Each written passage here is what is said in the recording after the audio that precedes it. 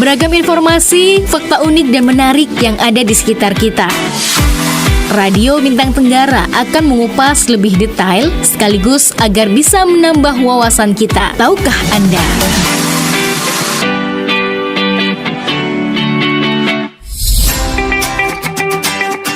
Tahukah Anda kenapa kita bisa mendengkur saat tidur?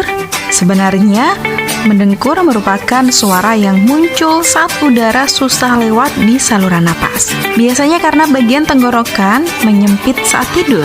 Tapi yang unik, mendengkur lebih sering terjadi saat tidur telentang. Karena lidah dan otot tenggorokan bisa jatuh ke belakang dan menyumbat sebagian aliran udara. Lebih menariknya, beberapa orang cuma mendengkur ketika mimpi buruk atau sedang stres. Saat itu, otot tubuh jadi lebih tegang, termasuk di bagian leher dan rahang, yang membuat suara mendengkur semakin keras. Jadi, mendengkur itu bukan tentang soal tidur nyenyak, tetapi juga bisa menjadi tanda tubuh kamu lagi kelelahan atau otakmu lagi sibuk menghadapi mimpi yang sangat berat. Tahukah Anda? Akan mengupas fakta-fakta unik dan menarik yang ada di sekitar kita. Tahukah Anda?